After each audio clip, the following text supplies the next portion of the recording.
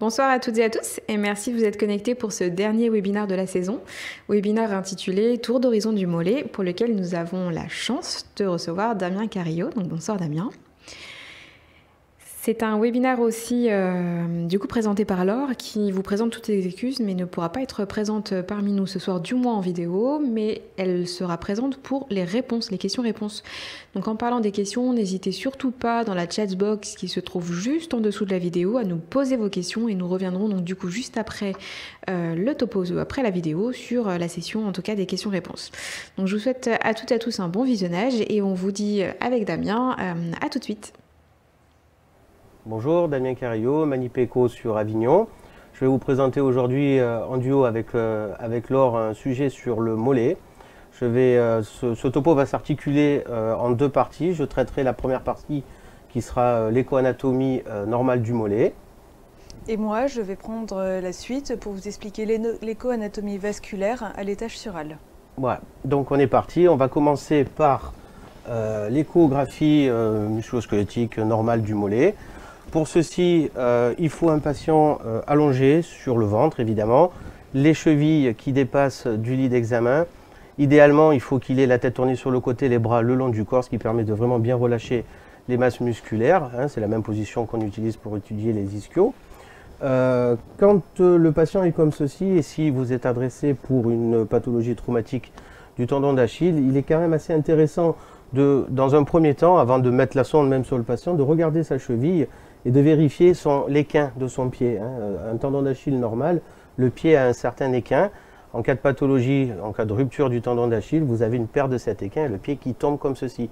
Auquel cas, et ce qui est intéressant également, c'est de faire des manœuvres de compression sur les masses musculaires qui permettent en fait au pied de bouger. Quand je comprime le mollet, le pied bouge, ce qui signifie quand même que le tendon d'Achille est relativement conservé. Alors, en ce qui concerne le muscle sural est composé du solaire et en superficie des gastrocnémiens avec les deux chefs, le chef médial et le chef latéral. Donc il suffit déjà de poser la sonde sur le mollet, comme ceci, dans le bon sens, c'est encore mieux. Voilà, et donc de suite vous pouvez voir le gastrocnémien médial latéral qui est ici, le gastrocnémien médial qui est ici, et juste dessous le muscle solaire. On va commencer par le muscle solaire. Le muscle solaire, il s'insère au niveau du tibia et de la fibula, à la partie inférieure, par deux petites lames aponevrotiques qui vont se continuer dans le muscle.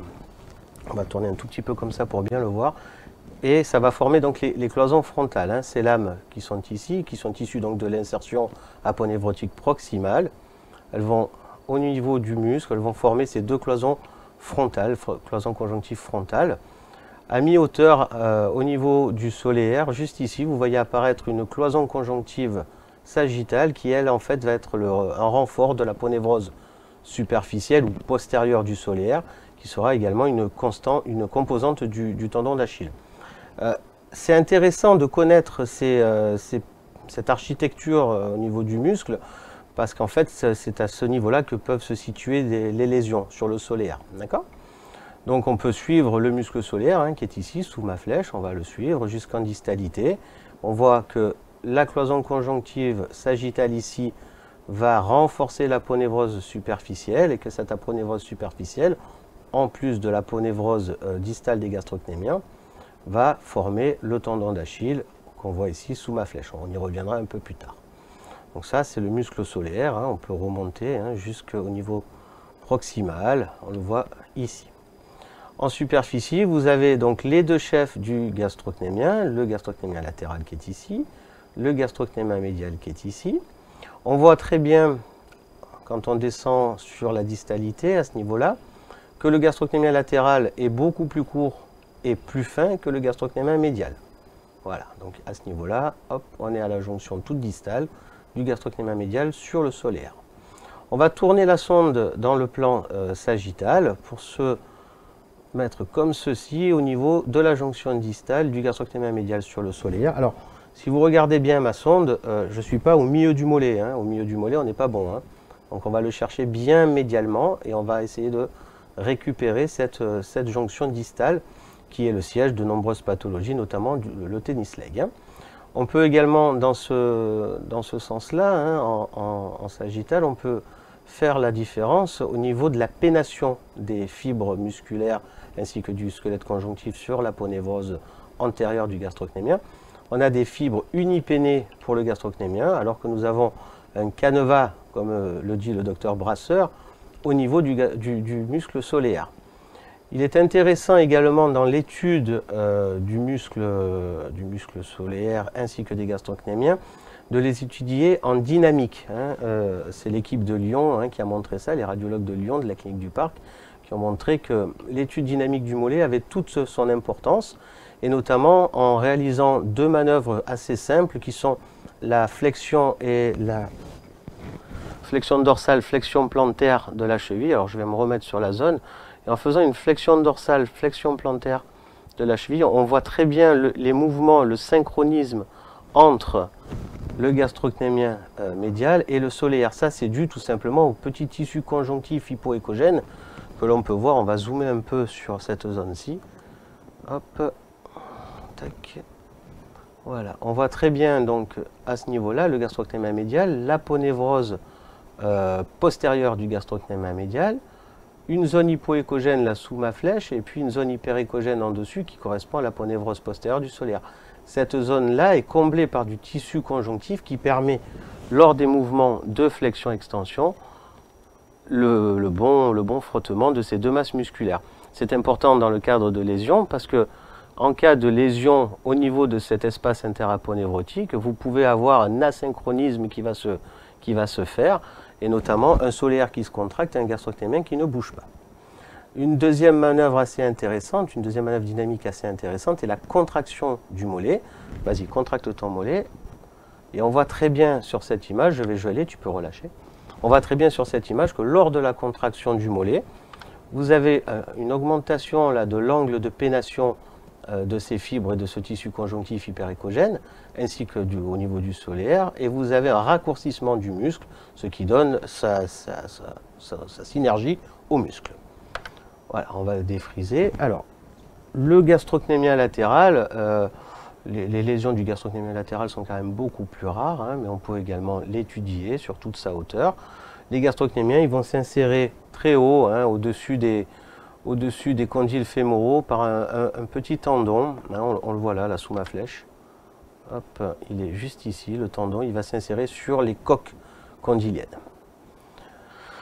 Un autre muscle qui est assez intéressant à visualiser, c'est le muscle et le tendon du plantaire grêle. Le plantaire grêle, c'est un petit muscle vestigial au niveau du creux poplité. Son tendon va descendre.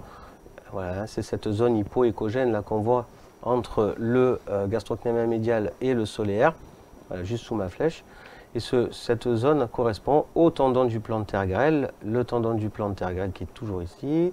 Et en fait, il va venir s'accoler à la face médiale du tendon d'Achille pour être une composante intégrante du tendon d'Achille. Donc ce tendon d'Achille, on peut le voir également jusqu'en distalité. On a ici sa jonction toute distale myotendineuse entre le soléaire et le tendon. On va passer en axial. Dessous, c'est les muscles fléchisseurs de la cheville. Et en axial, voilà, on va se mettre un peu sur le bord médial, parce que si on se met derrière, bon là on le voit très bien, mais quand on arrive en distalité comme ça, on est un peu embêté, alors que si on bec un peu, si on se met un peu médialement au niveau du tendon avec du gel, voilà, là on a bien le tendon avec son aspect fibrillaire, la jonction myotendineuse distale, la portion libre du tendon qui va venir s'insérer, on va remettre du gel, qui va venir s'insérer sur le calcanéum, juste ici. Voilà, donc on peut tout à fait remonter. On voit très très bien donc cette composante aponévrotique entre les aponévroses postérieures des gastrocnémiens et les aponévroses antérieures des gastrocnémiens et l'aponévrose postérieure du soléaire. Toutes ces aponévroses se réunissent, également le plantaire, toutes ces aponévroses se réunissent pour donner ce tendon d'Achille. La contraction également au niveau de la jonction distale du gastrocnémien médial et du soléaire, la contraction du mollet peut, en cas de pathologie, en cas de tennis leg, peut individualiser beaucoup plus facilement ces anomalies, ces petites lésions. Voilà, donc en gros, vous avez normalement l'ensemble des sites au niveau du muscle sural, que ce soit les cloisons conjonctives frontales, la cloison conjonctive sagittale du solaire, la jonction distale du gastrocnémien médial sur le solaire, c'est des endroits vraiment de prédilection pour les lésions musculaires, myoconjonctives ou conjonctives pures. Au passage, vous avez ici le petit nerf sural.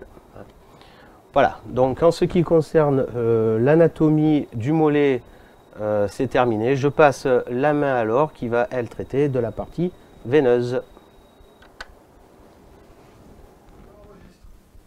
Donc on va continuer l'exploration du mollet en passant donc, sur la partie vasculaire.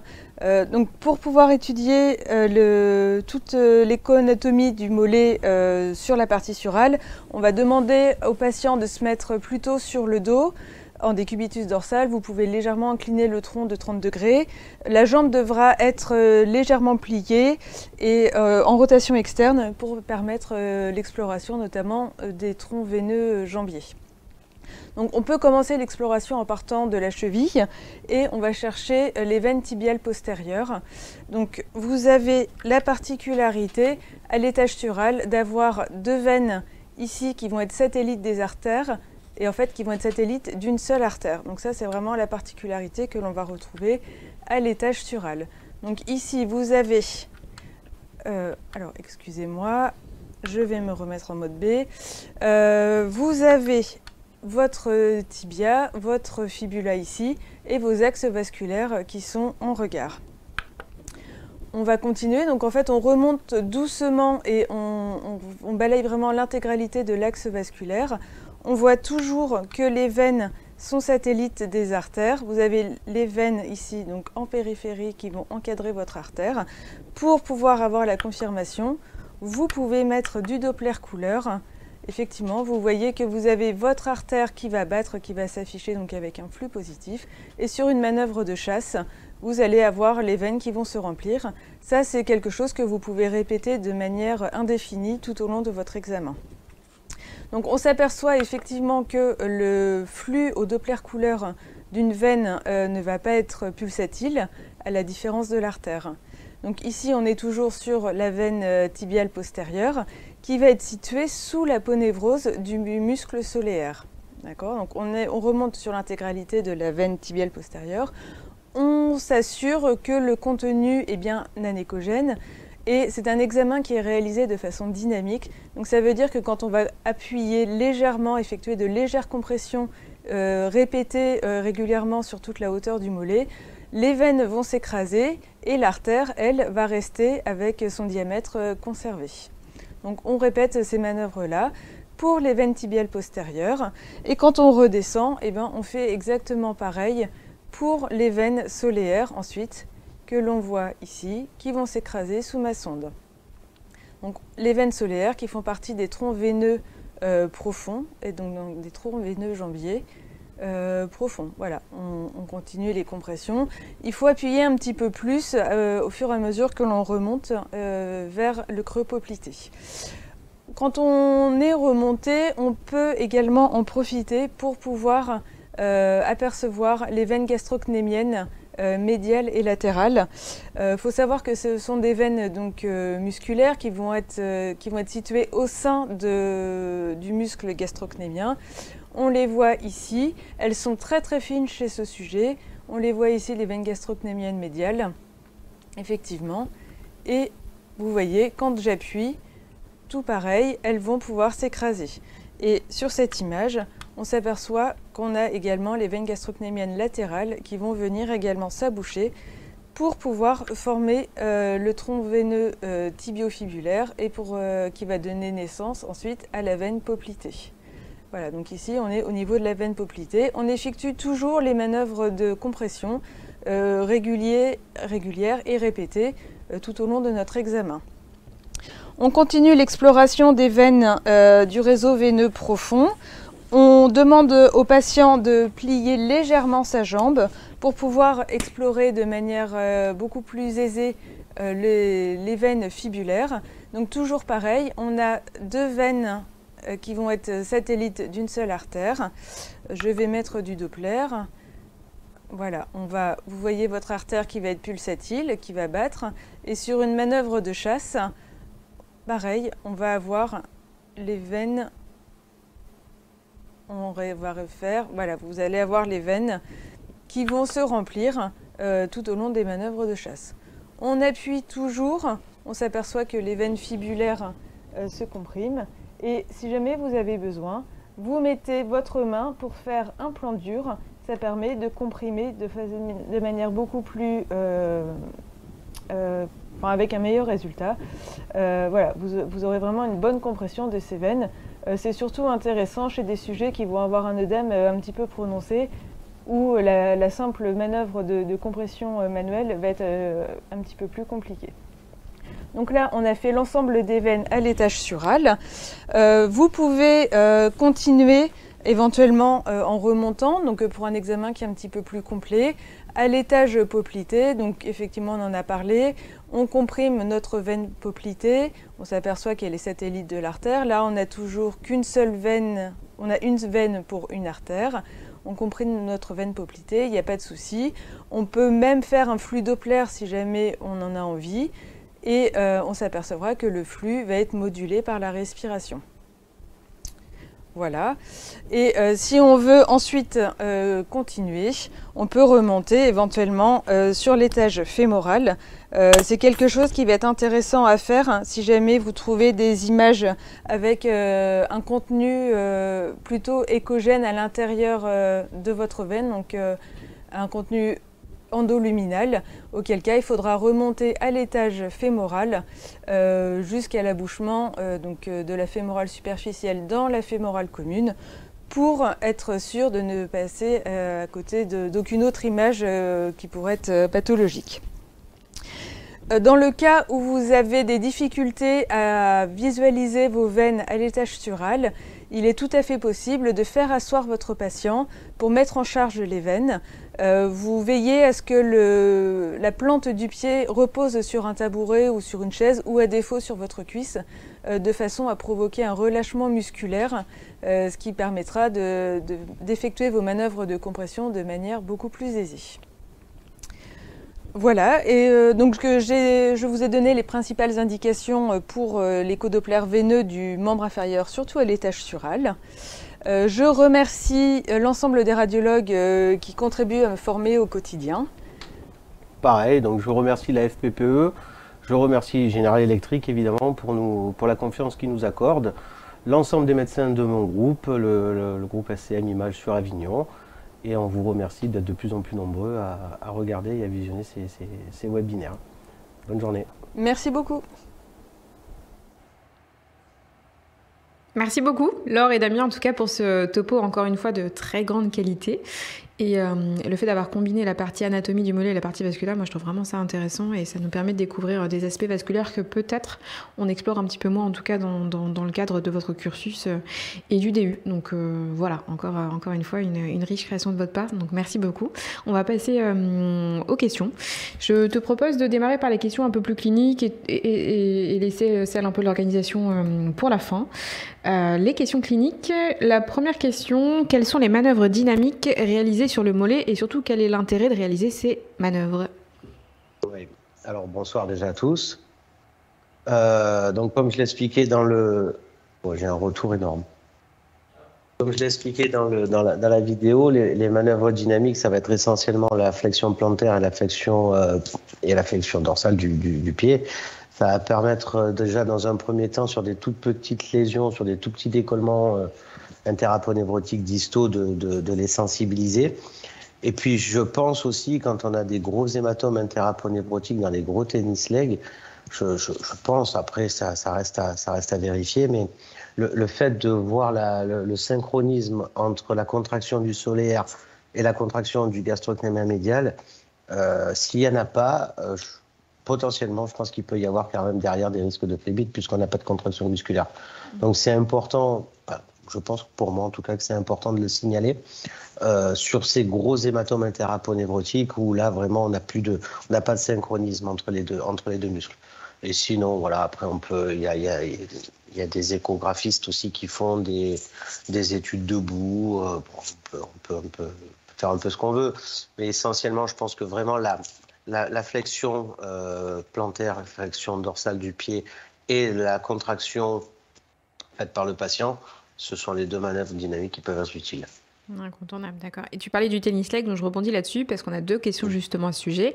Quelle est la conduite à tenir devant un volumineux tennis leg? Ouais, bon, alors après ça, c'est propre à chaque équipe. Je parle pour moi, en tout cas chez nous, ce qu'on fait, c'est que systématiquement, sur un gros tennis leg, un gros hématome, on va aller le ponctionner. Donc les radiologues ponctionnent l'hématome sous contrôle échographique, et puis derrière, on met en place directement une compression. Et ensuite, ils sont réadressés soit au chirurgien, soit au médecin du sport pour une réévaluation. La plupart du temps, ils sont amenés à refaire une ponction itérative de cette tennis leg. Voilà. Après, c'est vrai que les conduites à tenir en principe devant un hématome, que ce soit un hématome interaponeurotique ou un hématome intramusculaire, en principe, c'est la ponction et la mise en place d'une compression immédiate après le geste. D'accord. Et quand tu caractérises le tennis leg, est-ce que tu vérifies aussi les veines surales? Ouais, systématiquement, je regarde les veines surales parce que il y a une étude, je crois que c'est Delgado qui a sorti ça. Je crois que c'est 10%, si je ne dis pas de bêtises, de risque de phlébite, enfin de phlébite sur un tennis leg. C'est important. Dans la pratique quotidienne, on les voit. On en voit très, très souvent sur des tennis legs. On met un coup de sonde sur les veines surales et on arrive à voir assez régulièrement des phlébites. Alors après, c'est pas systématique. Ceci étant, bon, ça vaut quand même le coup parce que là, après, la prise en charge, elle est carrément plus la même. Hein. On va peut-être s'acquitter de l'hématome pour d'abord traiter la phlébite et ensuite on y reviendra s'il faut, ou on peut faire les choses en parallèle. Le problème, c'est qu'à partir du moment où ils sont sous anticoagulants, pour ponctionner, c'est compliqué. D'accord. Mais bien important quand même de vérifier les veines surales. Ouais. Avant de commencer un propre traitement. J'ai une autre question aussi d'un point de vue aussi anatomie, c'est comment graduent les lésions du gastrocnémien médial? Alors oui, donc c'est sur les tennis legs. Donc en fait, il n'y a pas de grade, il n'y a pas de grade chiffré. Moi, je décris systématiquement. Est-ce qu'il y a juste une lésion myo-aponeurotique? Est-ce qu'il y a une atteinte de l'aponévrose?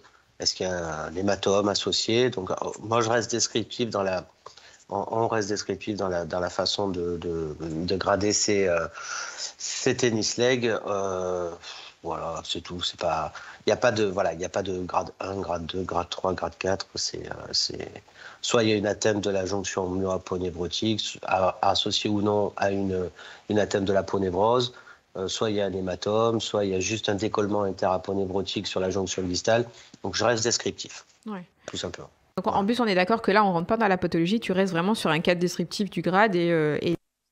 Ah oui, voilà, non, moi je décris ce que je vois, et puis en fonction, après, derrière, la prise en charge, elle va être faite soit par le médecin du sport, soit par le généraliste, ou la plupart du temps, nous, c'est les médecins du sport qui interviennent chez nous.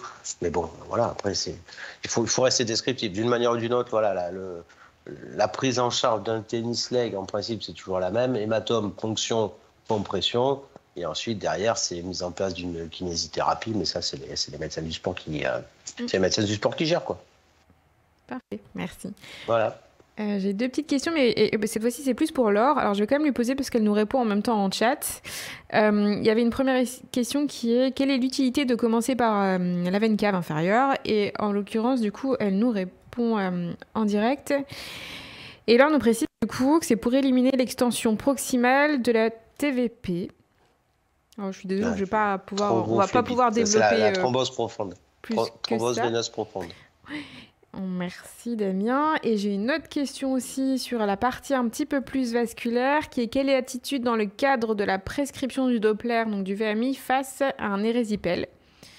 Alors, je vais juste lui laisser le temps de taper la réponse. Alors, pareil, donc favoriser la recherche donc de TVP, de la thrombose veineuse profonde, debout dans le cadre d'un mollet rouge et œdémacié, et ne pas hésiter à indiquer les conditions difficiles de réalisation de l'examen. Voilà. N'hésitez pas, surtout si vous avez d'autres questions sur la partie vasculaire, à les poser dans le chat, parce que Laure peut toujours y répondre a posteriori, en tout cas par écrit. Je vérifie s'il y a encore d'autres questions cliniques et après on va passer tout simplement aux questions un peu plus techniques. En l'occurrence, peut-on revoir en replay par la suite? Donc bien sûr, tous les replays sont disponibles sur la chaîne YouTube de la FPPE et en vous inscrivant, vous recevez de toute façon un lien vous permettant d'accéder justement à ce replay. Donc et ça vous permet de récupérer aussi les replays des webinaires précédents. Et une autre question, quel est le modèle d'échographe utilisé actuellement et quelle fréquence de sonde linéaire? Car je trouve votre image parfaite. Du coup, Damien, je vais me permettre de répondre à celle-ci si ça ne dérange pas. Ouais, vas-y. Du coup, on est sur un échographe, donc le Logic E10 actuellement, donc la machine d'expertise de chez General Electric. Et la sonde utilisée, c'est une sonde matricielle linéaire qu'on appelle la ML615 chez nous, qui vous montre que de toute façon, pour l'exploration du mollet, vous n'avez pas besoin d'aller sur une sonde haute fréquence et qu'on basculera sur les sondes haute fréquence de type club de golf, et en l'occurrence sur notre appareil qui est une sonde qui va de 6 à 24 MHz, vraiment sur des applications peut-être un petit peu plus superficielles. Mais là, une sonde matricielle de 15 MHz suffit largement à l'exploration, en tout cas du mollet, et d'autres structures qu'on va appeler chez nous un petit peu plus profondes en tout cas. Et ben voilà, je pense qu'on a fait le tour des questions. Laure peut toujours répondre, elle me reprécise qu'elle peut toujours répondre aux besoins, si besoin aux questions. En tout cas, un grand merci à vous deux encore pour toute cette session de webinaire cette année. Je vais te laisser conclure en tout cas et moi je te remercie pour la collaboration entre J et la FPPE en tout cas. Ben écoute, c'est moi, moi je parle au nom de la commission ultrasonde de la FPPE, c'est nous qui te remercions et qui remercions également J pour la confiance que vous nous avez accordée, pour les moyens que vous nous avez apportés aussi. Donc très content, et je parle encore au nom de toute la commission, très content d'avoir pu réaliser ces webinaires, donc qui sont encore une fois disponibles gratuitement sur notre chaîne YouTube de la commission ultrasonde de la FPPE. On va essayer de remettre en place encore d'autres webinaires si vous avez des sujets qui vous intéressent, il y a quoi que ce soit, on est présent sur les réseaux sociaux, on est présent sur la chaîne YouTube, vous pouvez toujours communiquer. On peut toujours essayer de faire des petites vidéos comme ça un peu à la carte en fonction de vos demandes, en fonction de vos besoins. Donc, écoute, merci beaucoup encore pour toute la confiance que vous nous avez accordée. Merci à vous qui nous suivez de plus en plus nombreux. Et puis, en cette fin de session de webinaire, je vous souhaite surtout de bonnes vacances, bien méritées pour beaucoup, pour toi aussi, ça m'aidera évidemment. Et puis, on espère se revoir très rapidement sur d'autres sujets. Merci et bonnes vacances. Très bonnes vacances à tous.